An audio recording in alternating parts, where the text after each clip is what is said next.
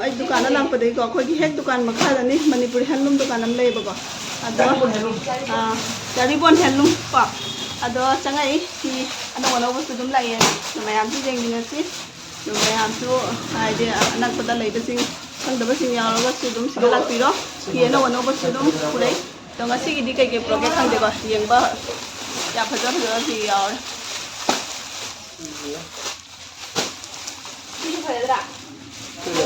Aduh polistar muka ada tak? Lenin lo. Si kya? Lenin kya था?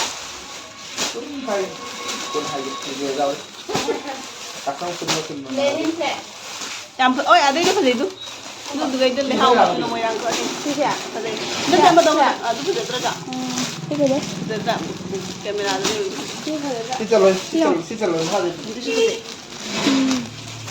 Pada itu. Hey, kapan nak pergi mana? Ay dukaan ba lai? Pot phay. Che à? Kiran. Ba che? Abi din celebrate hone. Kami daro men dukaan lai ye bhai. Lenin set na gi di channel khabi tumai na khang lau. Ade ma tumai aap ko ego. Kha ja ba. Lenin celebrate. Lenin celebrate ni ba. Ade ya. Ko si ma tum sa ka celebrate hone. Iya. Tabra. Itu yang kamu tahu yang itu. Lenin set tu apa? Siam pi pak mak. Lenin set. Siam pai. Masih nak jauh ni. Pai. Pi dia macam mana pak ni? Oh, ni. Ay saya tu. Oh, dah mana? Oh, jauh ni am. Ay dengan dia ni je. Oh, ni am kudu tu kak kami yang jauh. Dah marah siapa macam mana pai ni? Yellow sih nak. Ah, yellow nak pai. Sang macam mana nak sang pai nak? Terus dah dah pai. Ay dengan dia ni. Ay sekarang tu ni. Itu jam dia. Itu pai je. Pai tu kalau dua ke bangun lah jom tu ni.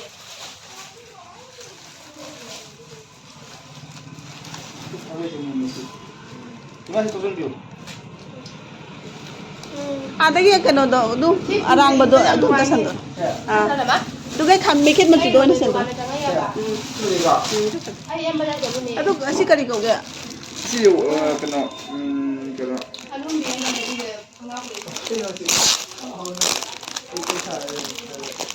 Polisi.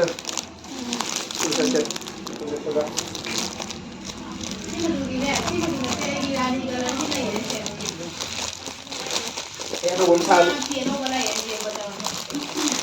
Ay ano ba ay next gira. Ay next gira. Unse lai Lenin view. Phazai kala. Asyik क्या मुझा नहीं? दुगी तो खान लाओ जमाई में तब तो लगा नहीं। क्या कोई दो ना था? जम भाई। दु फज़े बो कभी जम भाई।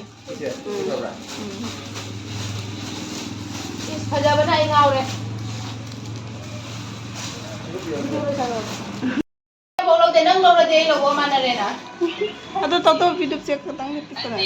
सिर्फ पकड़ो। वीडियो से सांगी मरा कर चप्पी ने। Jadi musuhnya macam tu je. Sangi sangi apa? Nengki ngamuk logo tu nak tang tiendra. Dosi sangi. Oh, itu sangi mayu marah kerja.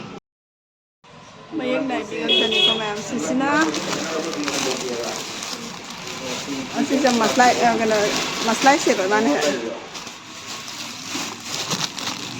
Asyik sini polis tar ke mapan yau tu bengal tadi sini.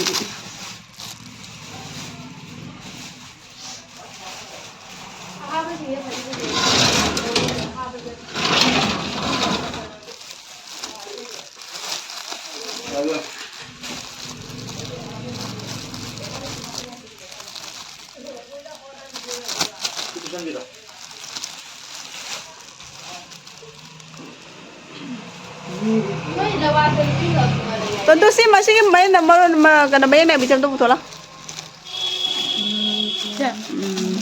Itu macam tu pasal. Tinggi macam ni. Mapan di hana ini mapan tu hanya si yang pang ni. Macam tu hanya yang itu. Pasal ini lah. Pasal ni yang mana yang?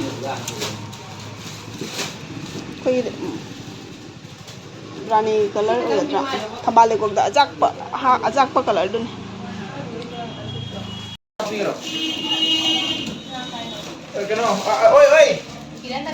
Kiran tao này ai buồn gì ai à buồn gì ai à buồn gì फजे दुम जुल फजे ai nó lên nữa kìa फजे दुम जुल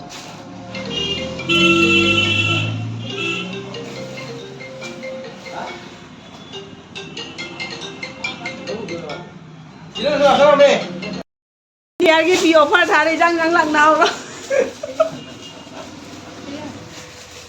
जंग जंग लग नाव रो कोई खजम लेने पुदरे के हंदोरी ऑफर था रे गेटा अकोई करम लौ दो अकोई इसी लौ रे इसी लौ रे की फजद्रा मैम इसी फजई इसी फजई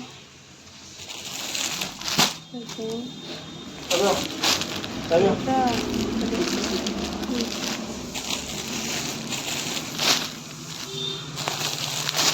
Rồi chip masih beda sih kan kan.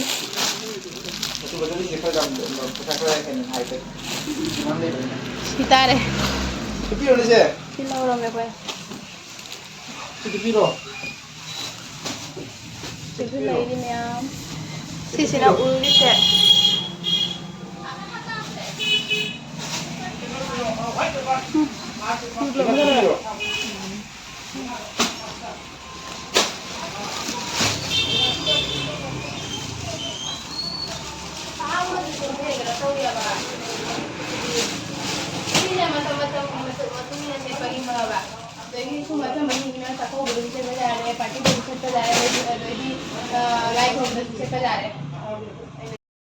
ये सब थी ना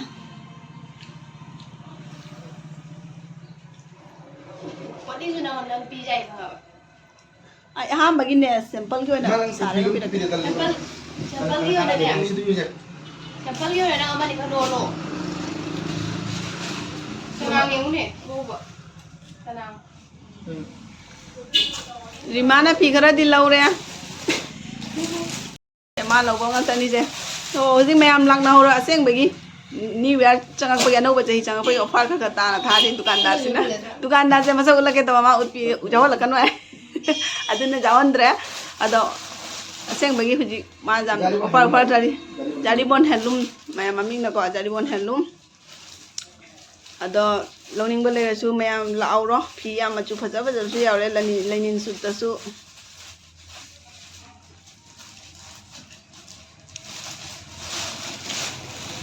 इसको मैं चम लगा दे ना तीन के ना करेगा कि मचु याम फजे फजे ना ले दी यार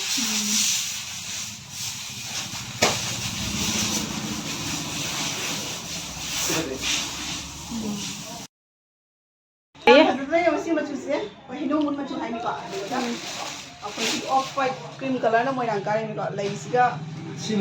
याम फजे एड्रेस तो दो Kia dia lah kini tu. Soal sih lebu eso फजे को Jadi ai lah ni kia dia tu kau tahu bukan nak.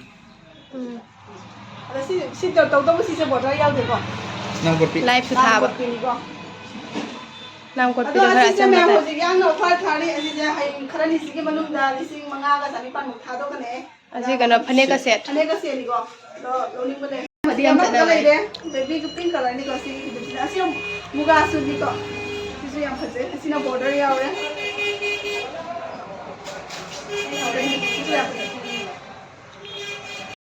अब कोई सलोन दो अदुगी हेक मखादा लेबो को कोइना मथकता लेरे असिना मखादा लेरे अदो एजी लौ देखो कोई मादी मागी पी अनि मान मनि फक लेने सुट लौ रे अदो हजि कान का खला को दिन ला पडेगी मथक का ले होगा अदम फी या नो बलाई ये संgai नि अदो वीडियो से मता से ले सुन लगे को